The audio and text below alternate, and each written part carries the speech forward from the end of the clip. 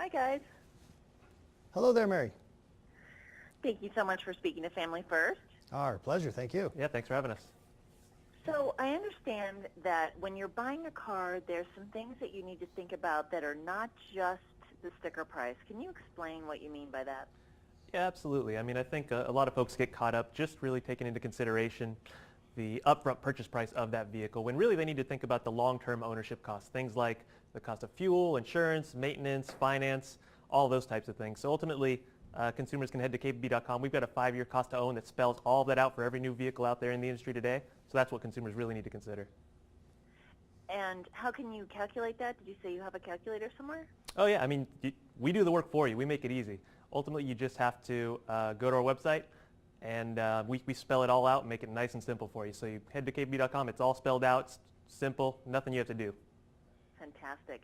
Now, where do you find more information about how safe your car is or what cars are the safest? Well, there's many different resources for that. I mean, a website like KBB is going to have that. You can go to the government crash test sites like maybe IHS, the Insurance Institute. There's just a plethora of information available online. Ultimately, though, when you're shopping for a new or used car, you really need to get into the vehicle. And we're talking about used cars. I think the Chevrolet Impala would be a great buy for maybe a recent high school graduate for a couple key reasons. First off, according to the IHS, it is a front and side good rating car, so it's going to be safe for your youngster. And then once you come along inside of it here, we'll jump in.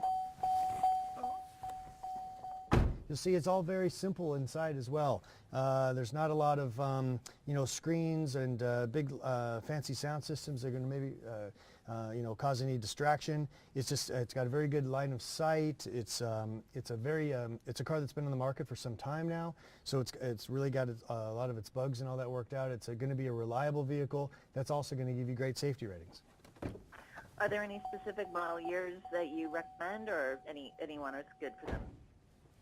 Well, I think it really depends on what it is you're looking for. This Impala has been on the market for about 7 years, and this guy's, in fact, we've just introduced an all-new Impala, which is hitting showrooms now. So that kind of, as Alec from KBB would know, that makes a vehicle like this a great buy because now the depreciation is really going to be taking a big hit on the old outgoing model. Nothing's wrong with it. We love it, but it's now yesterday's news when the new one's just about to hit the market.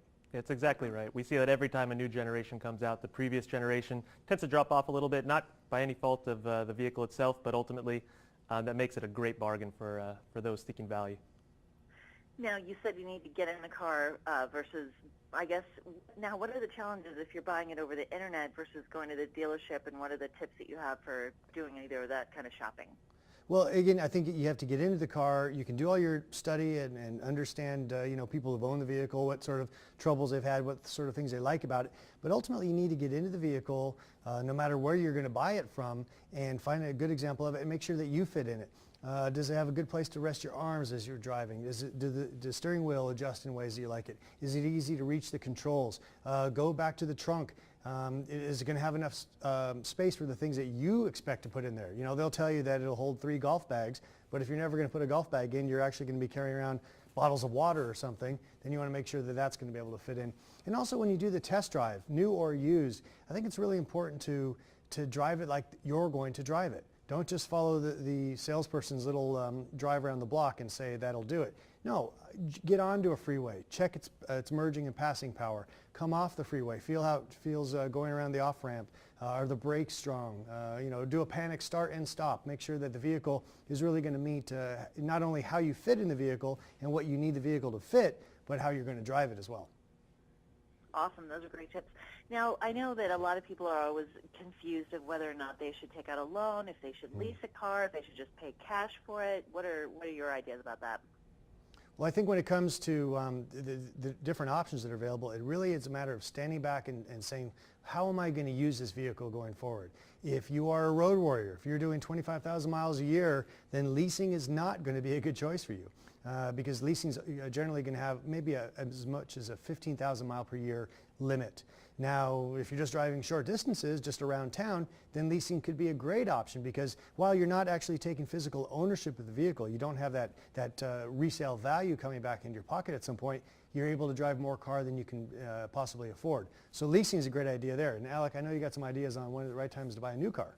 Oh, sure, absolutely. I mean, if you determine, as James said, that you're putting too many miles on the vehicle where a lease doesn't make sense, then likely you're going to end up buying that car. And right now is actually a great time to buy.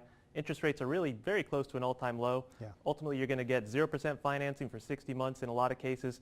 Worst case scenario, even if your credit isn't perfect, you're looking at about maybe 2.9, maybe 3.9%, up to even sometimes 6 or 7 years. So there are a lot of options out there that are going to be very flexible and work within your budget. Those are good ideas to take into account, too, if you're buying a car for the kid, because if the kid's not commuting, then maybe leasing does make sense.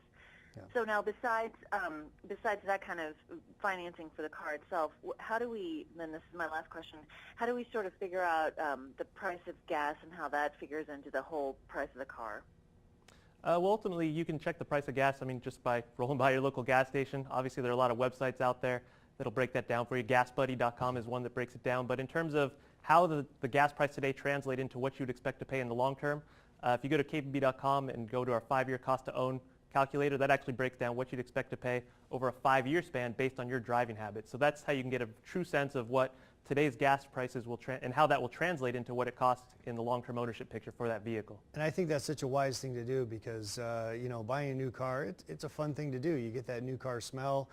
You get the vision of you getting into the car the next day after you buy it, and then, you know, showing off to your friends and all that. But then 2 years down the road, it might be beating you up when it comes to fuel efficiency or insurance or maintenance. And so knowing cost of ownership it's not very fun, it's not very sexy, but it's incredibly wise. Fantastic. Now, besides KBB.com, where else can we find you? Oh, other than KBB, yeah, just please go on to GM.com. You'll see vehicles like this outgoing Impala or this new coming into the market Buick Regal. Thank you so much, guys. Thank you. Thank you.